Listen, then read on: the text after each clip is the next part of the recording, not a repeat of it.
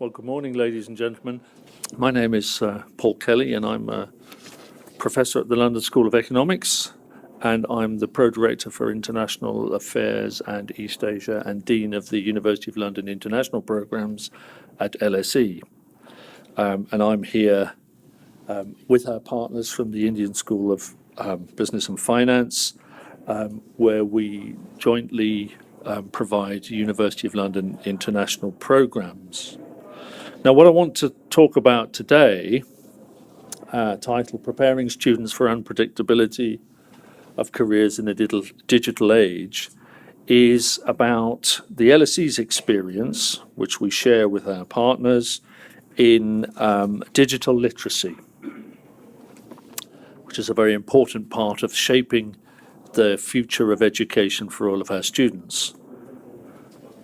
So, let me begin with something that no doubt you're all familiar with: how technological developments are leading to the structural transformation of the labour market. We're told that automation will see the destruction or loss of many repetitive and low-skilled jobs, as algorithmic machine learning allows the replacement of much transactional work.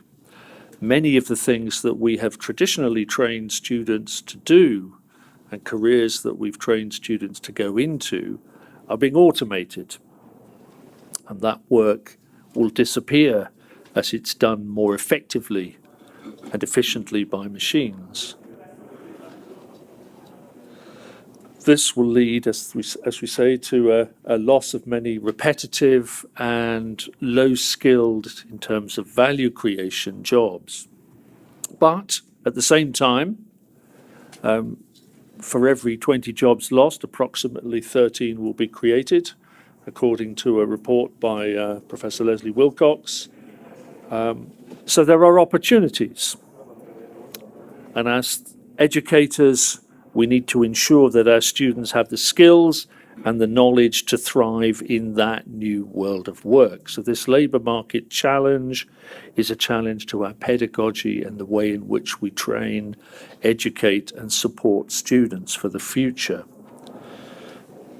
So this could be very pessimistic or it could be optimistic. It can be an opportunity for us to think.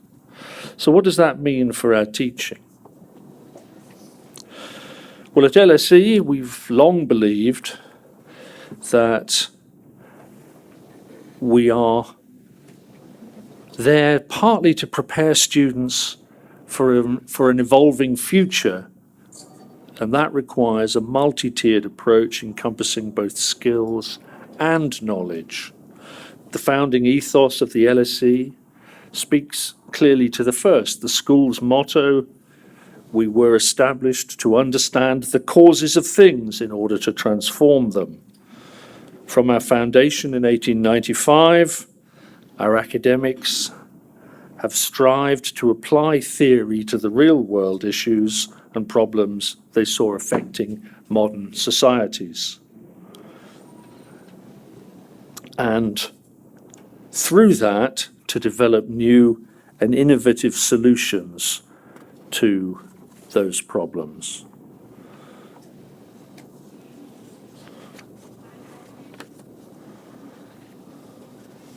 So the primary task then for our education is to develop those skills which are not easily replicable by algorithms and machines, and to do those things that create most value. And how can we do that? Through the education in medium and high skills, where there are already shortages. Such things as translating theory into practice, the development of critical and analytic thinking in students to enable them to identify the new opportunities of the future. The implementation of those opportunities is the things that the machines can do, but the critical engagement, the innovation and so on is something that will always require students who are adaptable, critical, analytic, and who have imagination, creativity, and important human skills. The ability to work in teams, to lead, to bring those things together, to develop applications of new knowledge, and so on. So there is an opportunity here then for us to look at ways in which we add value to students by creating a capacity for them to transform to the new requirements of the labour market, whether that's in business, whether that's in government, whether that's in public service, whether that's in non-governmental organisations, whether that's as entrepreneurs. So, an important part of that training increasingly is going to be the cultivation of digital literacy. Now, what is digital literacy? It's always helpful to try and analyse and understand buzzwords. There's no single definition, but we could say that one of the things that digital literacy does is identify those capabilities which fit an individual for living, learning, and working in a society that's increasingly shaped by data and its application. For example, the skills to use digital tools, to undertake academic research, writing, critical thinking, and the personal development planning that goes with that as a way of showcasing achievements. Here's a graphic which gives us 7 elements of, just make sure I counted that correctly. It's always important to 7 elements of digital literacy. Media literacy, going clockwise, the ability to read, critically produce academic and professional communications in a range of media. Communication and collaboration, the ability to participate in digital networks for learning and research. Career and identity management, to be able to manage your digital reputation as a student and your online identity, something that has an increasing impact in terms of employability throughout one's career. ICT literacy, to adopt, adapt, and use digital devices, applications, and services. Perhaps that's the most obvious, the teaching students how to do various things. But also, importantly, learning skills in technologically rich environments, digital scholarship to participate in the emerging academic, professional, and research practices that depend on digital systems. And then information literacy to find, to interpret, to evaluate, to manage, and to share information. Now, all of these skills are skills that students, to manage your digital presence is very important. All of these things are very important for students in their learning, but they're also part of students' lifelong learning. And one of the things that the digital literacy allows is the opening up of what you provide in regular university courses for the long-term future of students. What will be absolutely clear is that students will no longer have short periods of study in institutions with single credential qualifications, which they then will apply for the rest of their careers. They will be learning throughout their lifetimes. And that's something that universities and colleges are having to adjust to, and are finding a great opportunity in many ways. So students will take different levels of courses at different stages of their careers. Formal credential courses, undergraduate degrees, master's degrees, PhDs, but will probably end up having lifelong connections with institutions where online courses supplement their prior knowledge as they develop throughout their lives increasingly some of the interesting development in online learning is not so much in the replacement of undergraduate education. The big stories about MOOCs 6 or 7 years ago was that was going to wipe out undergraduate education. That's rubbish. It's not going to happen. There's going to be a place for face-to-face learning, and that's going to be increasingly important at a high value. But that will be supplemented as students wish to improve, to update, and to upskill their learning later on in their careers, where they may not need a qualification as such, but they do need the research, the impact, and the upskilling in their subject areas. Digital literacy all goes towards that. So developing digital literacies at the school, at the LSE, we have an approach that is both complementary and parallel, with elective learning programs to enable students to develop their own skills for study, including digital and transformational skills. We do this through a number of supporting institutions in the school. LSE Life is a body that provides personalised support to student learning outside but parallel to their degree learning. The PhD Academy does something similar for research students. The Careers Service, LSE Careers, provides learning support in terms of creating a digital identity, which is going to be increasingly important in confronting and presenting yourself to future employers. It's all part of shaping the way in which your learning is applicable to the careers that students then wish to go on to pursue, so that employers see the skill sets, the competencies, and the experience they will be looking for. That's an increasingly important part of presenting education. And then, of course, the library. Traditionally, libraries were places where you put lots of knowledge in terms of books, but now they're part of the place in which students learn to access information, to apply data, and to experience the processes of learning with research. We have a number of courses which assist in the development of digital learning, compulsory in the first and second year across all degree programs, but also within traditional degree programs such as the law program. Digital research is an important part of what it is to become a lawyer. So doing a standard law degree brings with it the cultivation of certain kinds of digital literacies.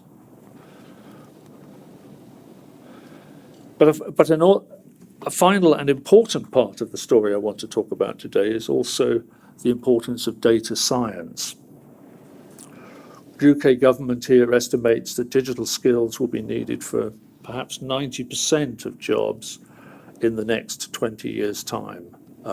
Given the nature of these predictions, it will probably be more in a shorter period, as technologies such as big data, the Internet of Things, artificial intelligence and robotics disrupt businesses faster than it is possible to recruit skilled employees. So we need students to be comfortable in applying and understanding the challenges of big data or artificial intelligence. That's not always just the technical skills to create and manipulate data. Increasingly in subjects like my own, political science, the concerns will be about the regulation of who owns data and how it's used. In law, for example, that will be another important part of the subject. In economics too, assessing the ways in which data are going to be used, controlled and managed for the future.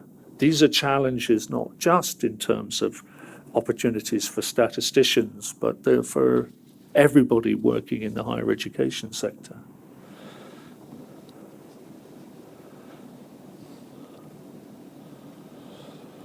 So our plan for LSE students is that all students learn data science skills as a seamless part of their education. Many, of course, will specialise in areas like data science, If you talk to traditional statisticians, they will say, well, we've always done data science. The only thing about data science and big data that's new is the ability to manipulate larger amounts of data, but the fundamental stats is what they've always done. But what will be important is for everyone to learn basic data science skills as part of their education. And that's what we are talking about here. We do this through a number of ways, through pre-sessional training, preparing students for degree courses, by offering technical training in software, coding and applications. Coding courses are one of the most popular non-credit bearing courses that we offer for students across all of our subjects. Whatever else they're doing, they're also interested in those kinds of skills. It's like learning another language. It's just a machine language to add to the natural languages they already want to learn. In-sessional courses, online resource support for data analysis, coding and software that can be used alongside their regular program learning. Guidance and advice, drop-in sessions, and then summer schools, executive courses, and online specialist non-credit bearing courses that students can take to enhance their learning, not to replace it, but to enhance and develop it in their own time.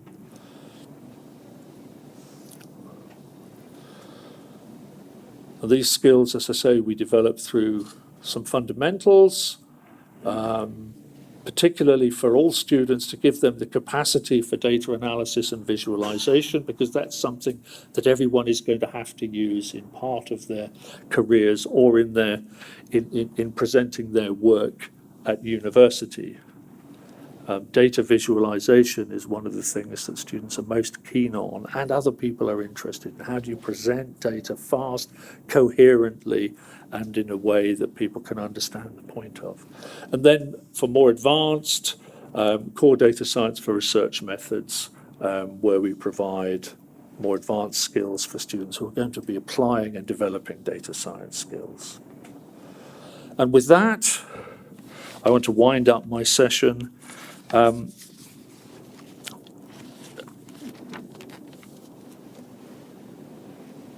There are many things that we need to look at in relation to the challenges of digital learning. And one of the things is to look at the roles and the functions that we haven't even begun to map yet.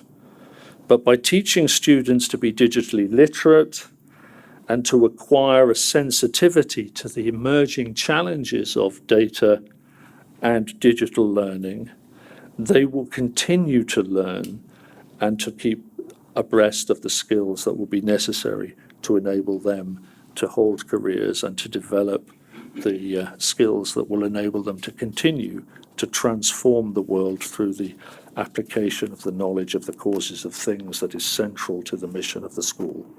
So with that, I'd like to hand over to Dr. Tyal to talk further about his own university's experience. Thank you.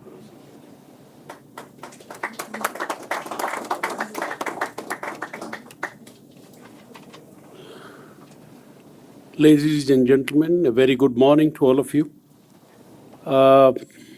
Professor Kelly has discussed some very important aspects of the change which is going to take place in this digital era.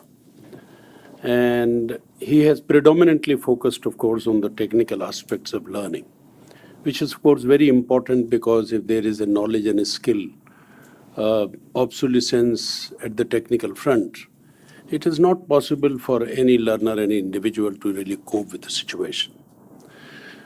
But since I belong to this country and my heart beats for the country and the countrymen, naturally, as all of you would also be having the same kind of sensitivity, we are teachers and we teach here in this country.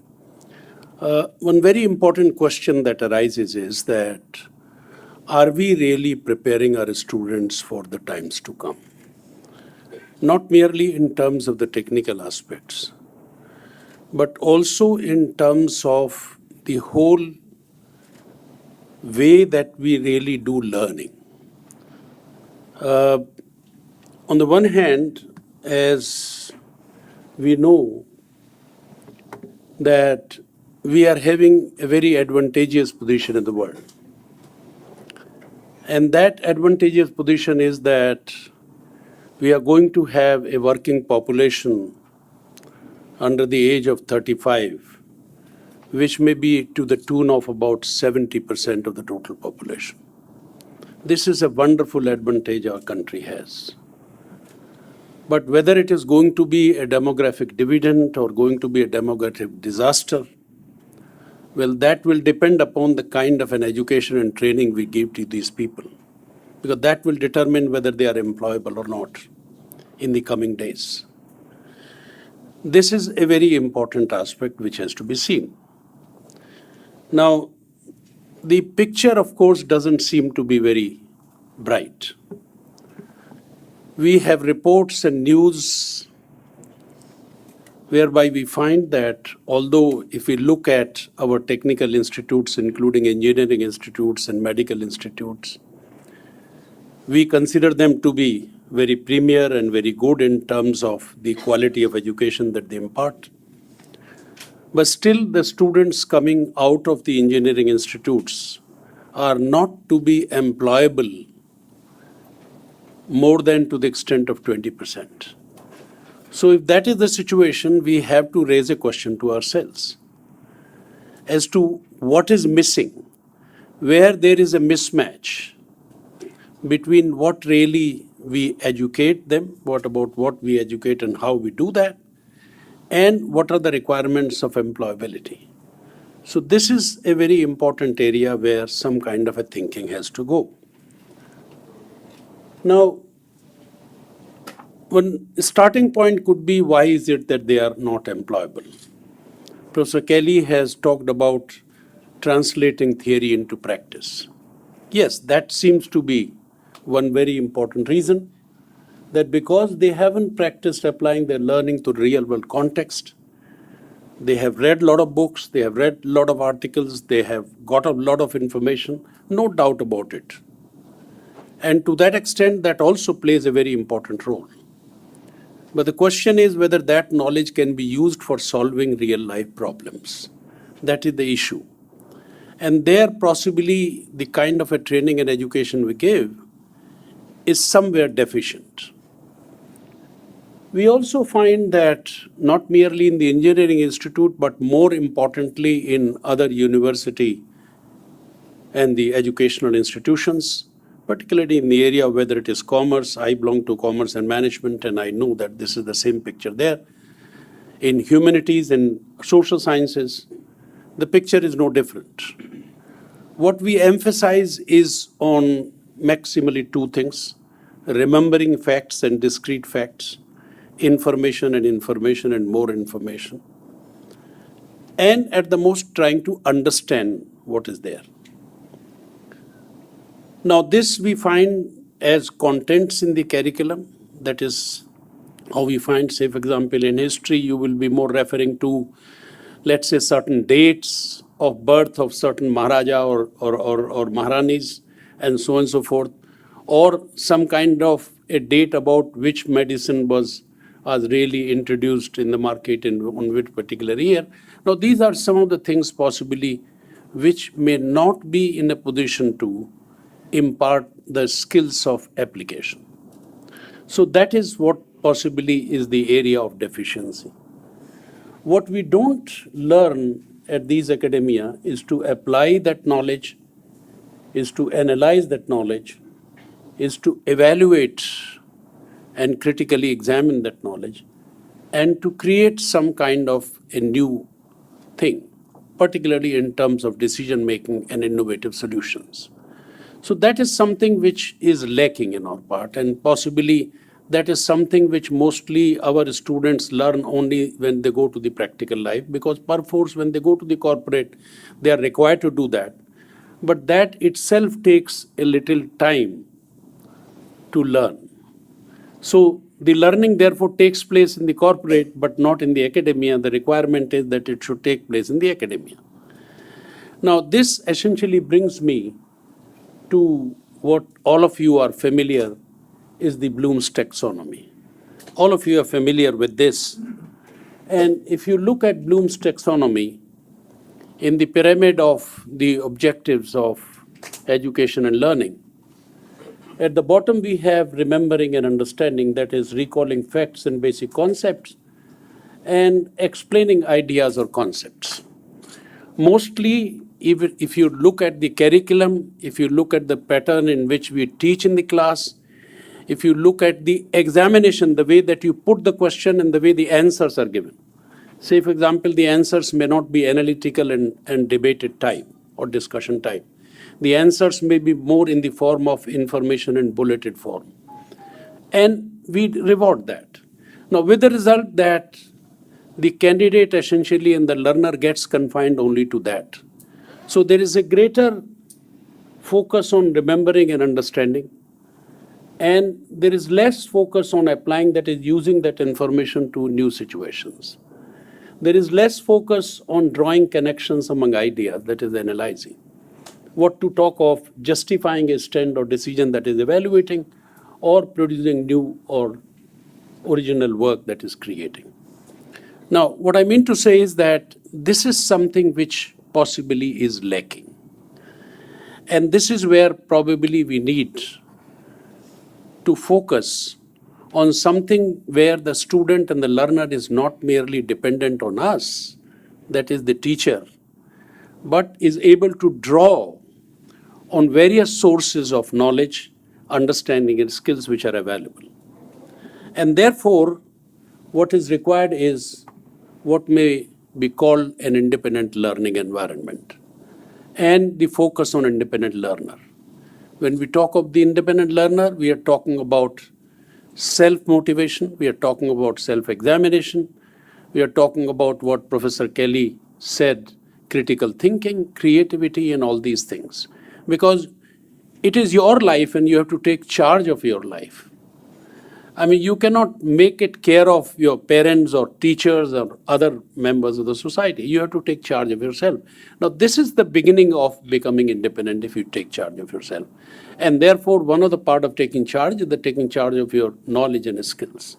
Now, wherein, therefore, the first question which you have to ask yourself, to know what you know and what you don't know, and to be able to take steps to effectively and relatively quickly learn what you don't. But that is what essentially enable you to really adapt to the new situations. So therefore, that becomes a very important characteristics of an independent learner. This is a keystone evolutionary skill in a rapidly changing and market and economy. Even if we see the human evolution over a period of time, the human beings who survived, or even other species who survived, learned how to adapt to the new situations in respect to the changes in the environment. And the survivors were those who really learned it and adapted. Those who really were only, let's say, relying on the past glory or past comfort level were the ones who withered away. So therefore, this is a very important key skill which has to be seen.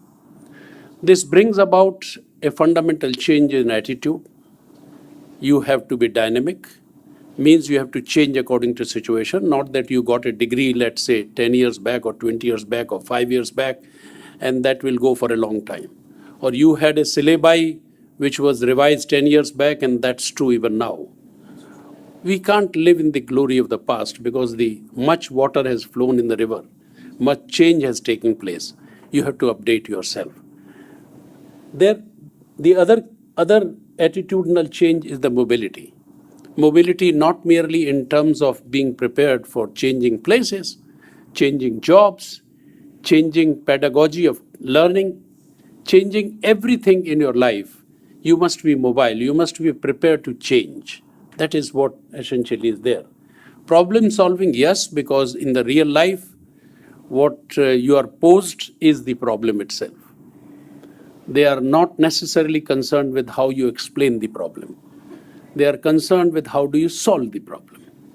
So you have to be the problems, you have to provide problem solution and not merely be part of the problem itself. This is a very attitudinal change which you have to bring about.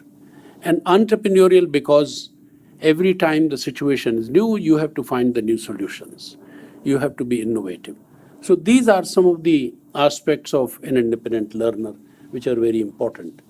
The advantage of this kind of an independent learning is that it allows you to top up the skills to suit changing market requirements, certainly about which Professor Kelly has talked about. Technical skills, yes, but attitudinal changing must. So this is what essentially it has to be.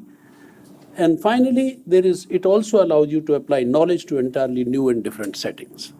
So these are the advantages of independent learning. The question now comes as to how we make our student learn differently. Now here is some kind of a wisdom we get from Alvin Toffler, one of the futurists who has been a celebrated author. He says the illiterate of the 21st century will not be those who cannot read and write, but those who cannot learn, unlearn, and relearn.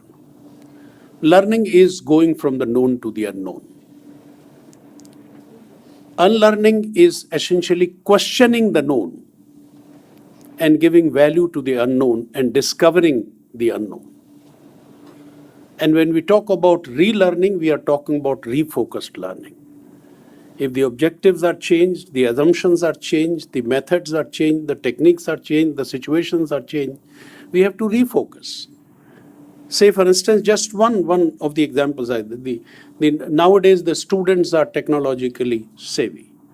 Every kid has a cell phone, and the entire world, therefore, in the cell phone. Now, under this situation, if we continue with the chalk and talk and assume that possibly one particular book of the NCERT would be enough, that would be essentially meaning that there will be some gap somewhere in the knowledge and skill. So this is what we can learn from Alvin Toffler. The question is, how do we produce independent learners? One of the important aspects which Professor Kelly has talked about is the collaboration and the partnership around the world. We all know that we are living in a globalized world, which means that there is a globalization of education also. It is no longer confined to certain centers of learning. And therefore, some of the best practices you will find across the world. Different institutions are experimenting with different kind of methods of learning, techniques of learning, and with different results. And the beauty is that these techniques are transferable. Some of them are available online, or some of them are even available offline, but the point is they are transferable through collaboration and partnership. So therefore, what we have to do is that we have to be prepared to adopt international best practices and stand on the shoulders of the giants.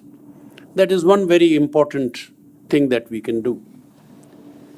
Now, Professor Kelly again talked about inquiry-based learning. Yes, the traditional method whereby the learner is the receiver of knowledge has to somehow be modified. Not that there will be no receiving of the information. That will always be there. Even remembering to an extent is good.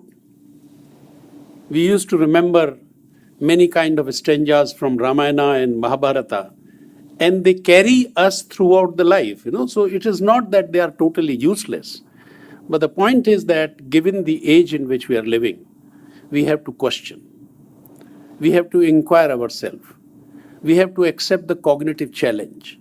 So the inquiry-based learning has to really give place to the traditional method of knowledge dissemination, whereby the receiver of information is a mute spectator to everything. There has to be an emphasis on evidence-backed arguments over opinions. The kind of questions that we raise in the examination is, what is your opinion? But then the opinion is given, no evidence, which means that you are talking in the air. Now, this is something which has to be created. Professor Kelly has talked about data sciences. Yes, hard data has to be used, apart from the fact that you must have a framework.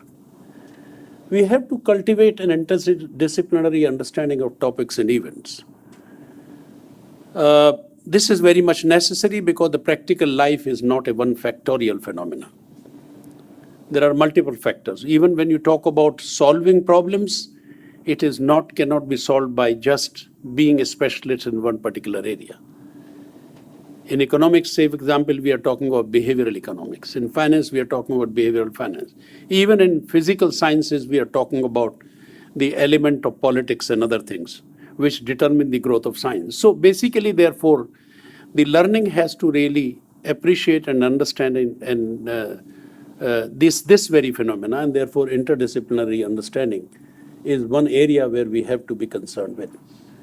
Update curricula regularly and examine rigorously? Yes, because I did not give examples of universities in our own country where syllabi and the curricula is not updated for 10 years, for 15 years, even for 20 years. I know that. And you also know that. Now, in 20 years, what has happened, you all know. And therefore, you don't appreciate what is written there. But you are told, well, this was there, or even 1,000 years back, or 2,000 years back. Fine. There are certain things where we have to continue. There is a continuity and there is a change. And the change has also to be appreciated, apart from the fact that we can retain those things which, of course, we still think they are valuable. Say, for example, what possibly in our own religion is called eternal values for a changing society. Yes, there are eternal values, but the change has also to be brought about. So therefore, the updation of the curricula has to be done. Another important aspect is that we have got to be, as teachers, as academia, we have to be learner-centric. Now, so far as most of the classes are conducted being teacher-centric, you bring your notes, you have your own books, you have certain references, and that's it with the student are supposed. In fact, I'm told by many of the parents, right, that when some of the parents who may be understanding a subject correctly and they recommend certain things to their kids, the kid will retort, let me first ask my ma'am whether that is correct or not. You can be incorrect, but she cannot be. Now, this kind of a thing where a kid thinks that the teacher's word is the word of the Bible is something which may not be always fruitful.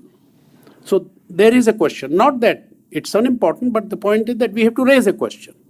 So therefore, learner-centric, and particularly I told you, say, for example, nowadays two very important things are happening.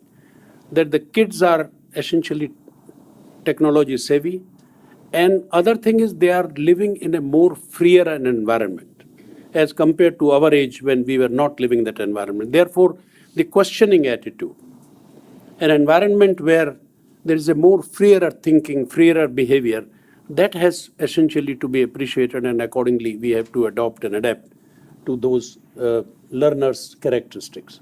And therefore, we have to innovate, train, and develop pedagogically. Three important things have to be blended to my mind. One is content, which has to be updated and realistic in terms of the real life problems. Two, pedagogy, that's the methodology. Say, for example, you might not go merely for the chalk and talk. You might use case methods, you might use role playing, you might use flipped classroom sessions, you might use project, and so forth. There are n number of ways in which the experimentation on learning is being done, and we can use that. So this is another. So one is content, another is pedagogy, and the third is technology. The technology now is openly available, which we can use both in the classroom and outside the classroom, even giving certain assignment to the students to search and inquire. So this is another important change that I think is very much necessary. Now, and here comes your contribution. Fundamental contribution, because we know that the learners essentially begin from the beginning. You know that some of the very important time and the period of the life of the individual is spent in the school. These are formative years. And all of us know that in the formative years, the kind of images and impressions which are formed are very deep. And they go with the person throughout the life. Very difficult to change them later on. And therefore, your contribution is very, very fundamental. So we have to start with all that I have talked about right from the beginning. Process orientation towards independent learning, therefore, must start in the school. And therefore, there is needed some kind of a collaboration between the school teachers and the college teachers. And not merely this, a collaboration between even industry, a collaboration because they are all stakeholders. Parents are stakeholders, schools are stakeholders, teachers are stakeholders, students are stakeholders. So if this kind of a collaboration essentially is encouraged, I think that can go a long way to benefit each one of us, all these stakeholders. Some of the experiments are already being done, not that our country is lagging behind completely. No. We do have certain schools and boards and corporate entities and parents who are already collaborating and innovating very vigorously. You must also be experiencing in your own academia to some of them. But more of these details I leave to my next speaker, my colleague, Madam Pragati Pandey. She will be talking about these initiatives and also more of what is to be done in this regard. Thank you.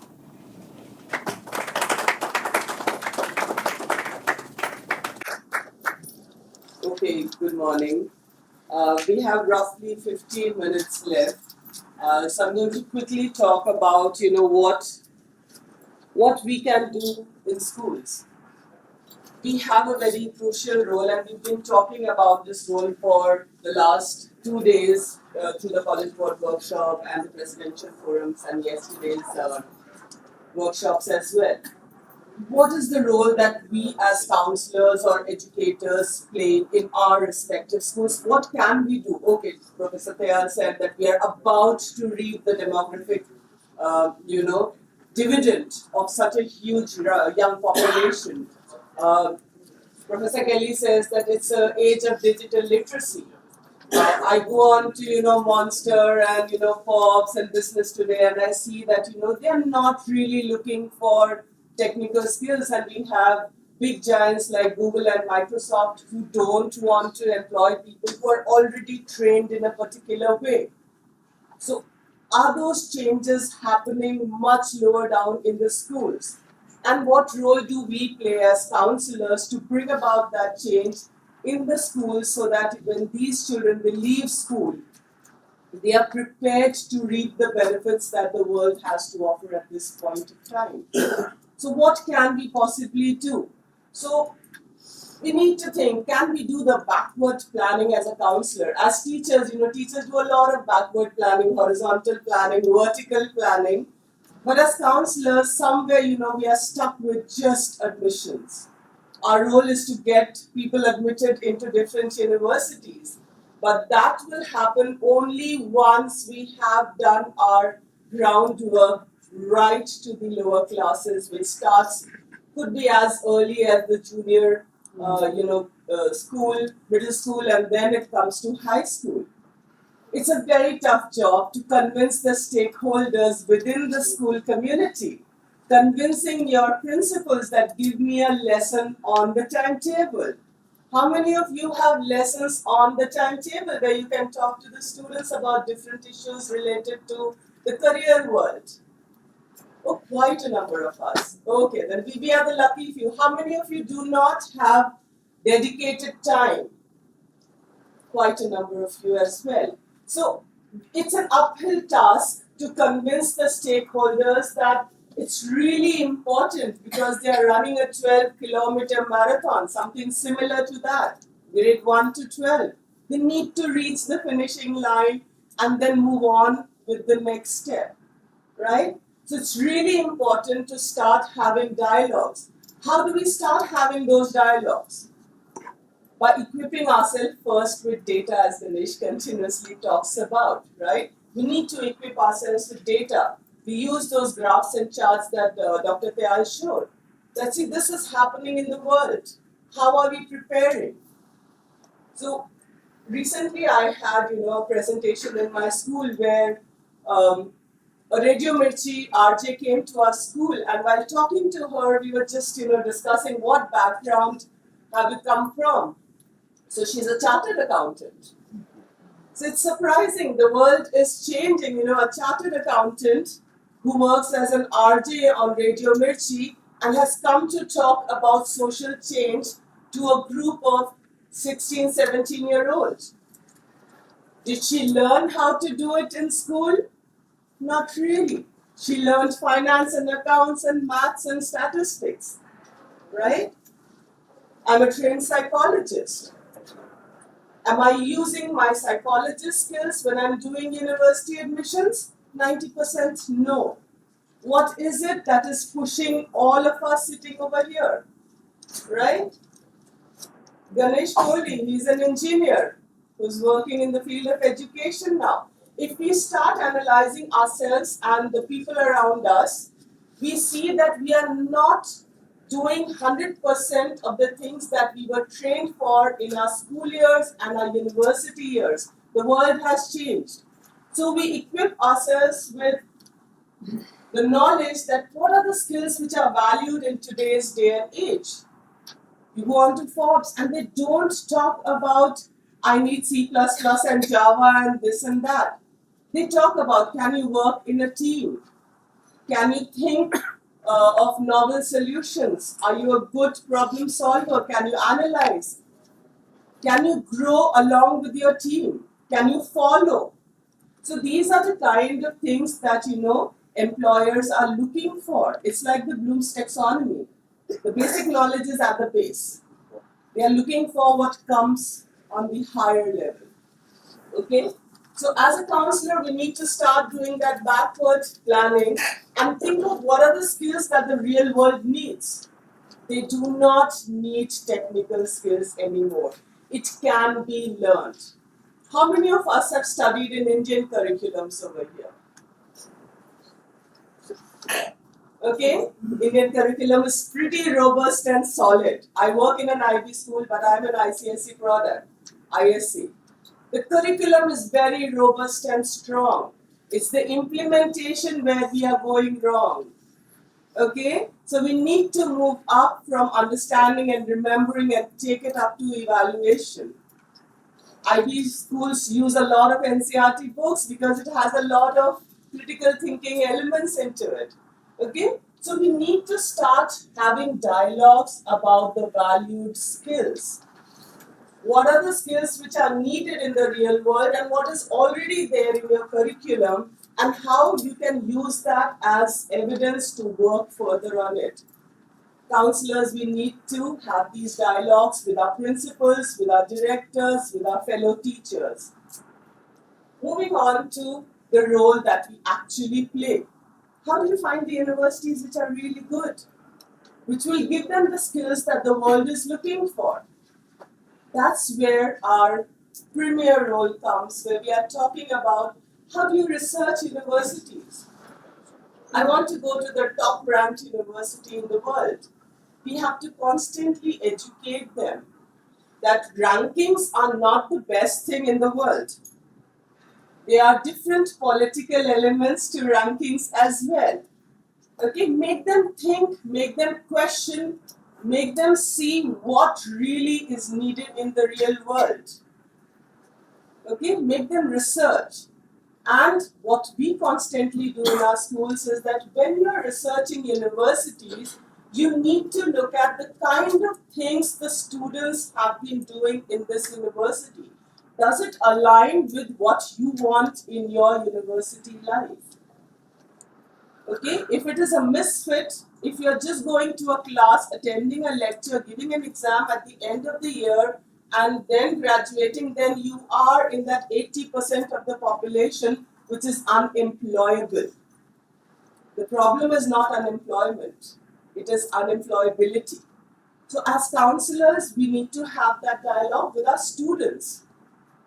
What is the world looking for? And how do you identify a university which fits into that perspective, right? So that's important conversation that we have with our students. The third part is, how do you plan your curriculum? Do we have a curriculum for guidance in schools? Does something already pre-exist? something exists in every curriculum. We have something called SUPW in ICSE and ISE. We have something called life skills in CBSE, CAS in IB curriculums. Every curriculum has an element which takes you beyond academics. As counselors, we need to grab those extra opportunities and see how we can put our career planning elements into that. It's necessary for us to look for those small spaces because it's a challenging thing, right?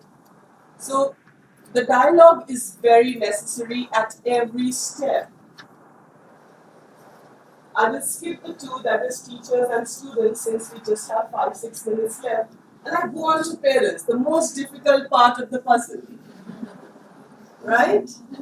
It's very difficult all of a sudden in grade 12 to tell a parent, see, you shouldn't be sending your child to Harvard because he's an introvert and he has just 70%. He doesn't have great SAT, ACT.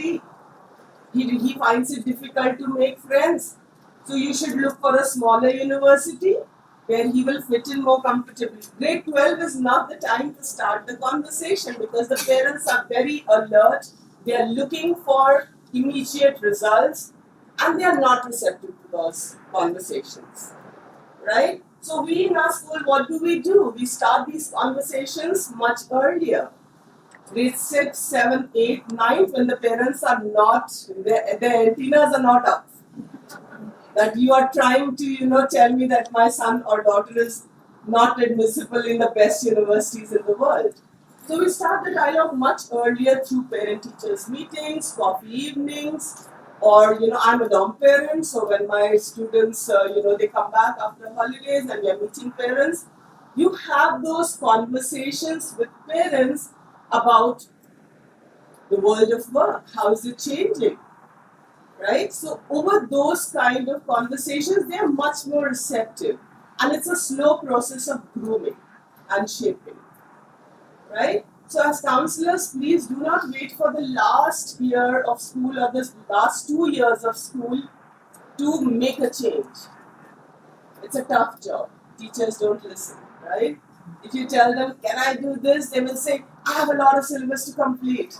Can you please do PSHE lesson, one lesson in 2 weeks? No, my timetable is already full. We all have heard that, right? It's a tough job to convince people that we need to go beyond remembering and understanding. Our job is much beyond that as teachers, right? So those conversations as to what is the difference between learning and studying, teachers have to do in the classrooms. We are all learning much more than studying. Studying is a set of facts and things that you remember and use on a daily basis, but learning is a lifelong process. Right? You learn skills, you learn through experiences, you have knowledge which will sustain over a long period of time. The moment the children start differentiating between the need is to learn and not to study or not to just remember, they will be receptive to conversations. Teachers, you give them very structured things. So you have an SUPW lesson. Can you do this? I have a ready-made lesson plan. And ready-made lesson plans are available. Go on to advisee sites, life skills sites, NACAD. You will have ready-made things which you can just pull out, structure for yourself, and give it to your teachers. They are actually overburdened and they have a lot of work, so you can't really deny them that. Tell them how you can use little moments in class. All of us who've been teachers, including me, we know that we don't teach 100% of the time. Right? So those 5-minute, 10-minute breaks that you have in your class, instead of just sitting and marking your paper, or just sitting back and relaxing, engage with the students. Have conversations with them. What do you want to be in life? A very, cliche question, but that leads to conversation. Okay, why do you want to become that? Is this really what you want to become? What pressures do you have? It leads to conversations, and hence teachers need to understand what the real world needs. Talk to them as teachers, that are you teaching the same subjects that you trained for? How many of us are teaching subjects that we were trained for? Very few. We are all teaching subjects which we were not trained for. I remember teaching geography to grade 10, and I have myself done geography till grade 10. Okay, it's a different story that when you are at the same level of the student, you are a much better teacher because you are learning along with them. Okay, so disclosure is a great thing. Do it with your teachers, do it with your students. Talk about the value of extra. All of us have a lot of internships happening in schools, summer programs, inter-school events, lot of things happening. Why are we doing that? Why are we doing that? Do we question, or is it just about marketing our school? Getting those 100 prizes, putting those cups up for show. We're doing it for a reason.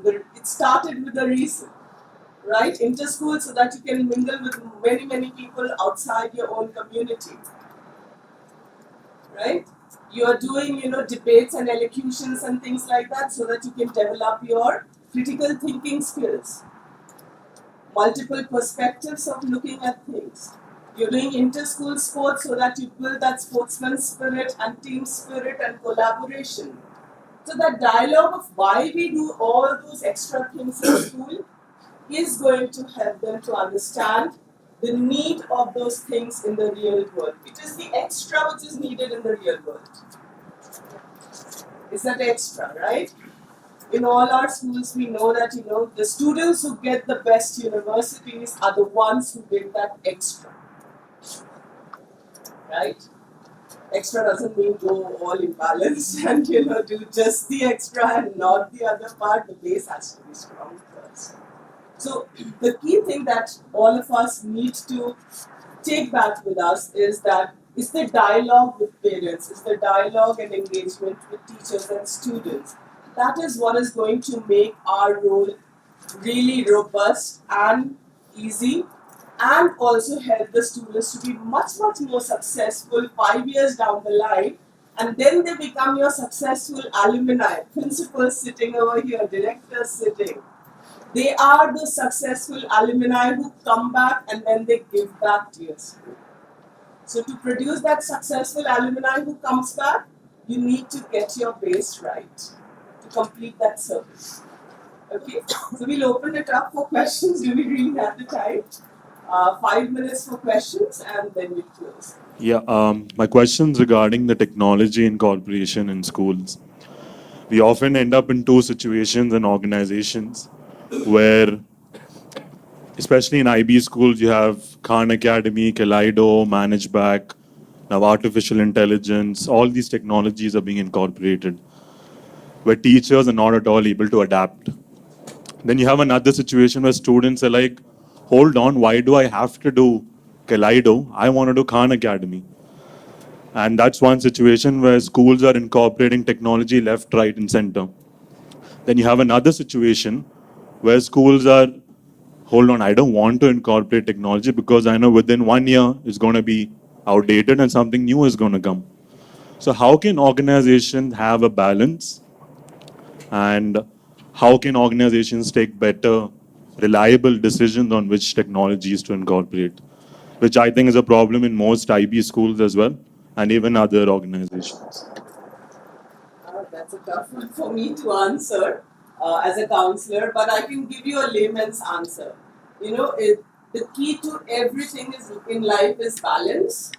Anything which is too much is bad, too little is bad. So no technology is not useful at all. The world is, not like that. Too much technology also means that it is skewed, and the development of the children is going to be skewed as well. As school leaders, majority of the time, we need to do our homework and see what has sustained in the market for a certain period of time and what has it given to the school. There's a lot of research available in today's day and age. And then we buy in only those platforms for the school which have a proven track record of being of high usage to that age group of children. So Khan Academy is a very, um, self-initiated process. It needs a high level of motivation on end of teenagers. Depends on the kind of students you have, whether they have that high level of initiative or not. The leader is more structured and school-led, and hence it depends on the kind of students you have in your school to take that decision. And I think that as school leaders, they need to understand, and that's why they are school leaders. They need to have that discretion. I'm not a school leader, so it's just a random answer. I think one has to be clear about the kind of objectives one has when one is interacting with the students. And accordingly make a choice. Of course, the choice has to be yours. I mean, you cannot leave it to anybody else. I mean, that's the only thing I would say. It may be a hard choice, but you have to make a choice. I always tell my students, in the Indian context, you can get married to only one girl. That's a very random example, but they understand immediately. You can get married to only one girl, that means you can go only to one university. You have to make a choice on some basis, right? It will make them think immediately. Or girlfriend. You can have one girlfriend at a time until and unless you're two timing. Good morning. Thank you for a wonderful presentation about how technology is really important in the coming years. I have two questions with Dr. Dayal. Number one, I'm from a school where a handful of students go to ISBF or LSC directly. So now, for the students of humanities or commerce, is it like mandatory to take an elective about ICT? That's technology, number one. Number two, are you going to change your content as you are major of the economics and political science? You're going to introduce ICT or technology in your content mandatory for any of the students coming? So there are two questions for Dr. Sehal. Thank you. So far as ISBF is concerned, at the moment we are having certain courses, say for example BSc Economics, BSc Economics and Finance, BSc Economics and Management, BSc Business and Management, and BSc Management and Digital Innovation. There is less input of technology in these courses, except of course digital innovation. There is some, but mostly theoretical. But so far as the LSC is concerned, I think Professor Kelly would be able to answer that question better.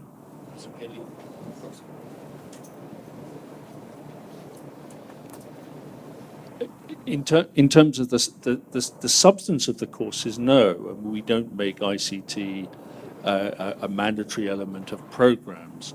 I think what I was trying to suggest was more that the use of technology as part of the platform of learning is the direction of change. But the substance of the courses remains theoretical and the application of theory and so on.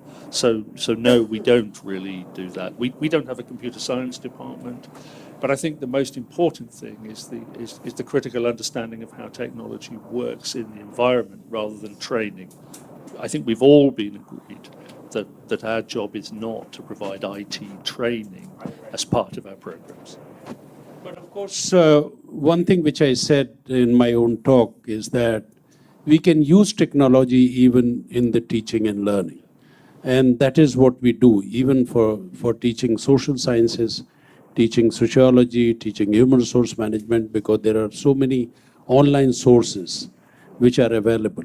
And what we have found as an experience is that if we give certain questions and certain projects to the students and tell them to work on their own, they do a wonderful job. Well, that could be one way of giving them a challenging cognitive exercise and making them learn in the new way rather than merely be a receiver of knowledge. I think we'll close now. If you have individual questions, we are here to answer and have a dialogue with you. Thank you so much for being a wonderful audience.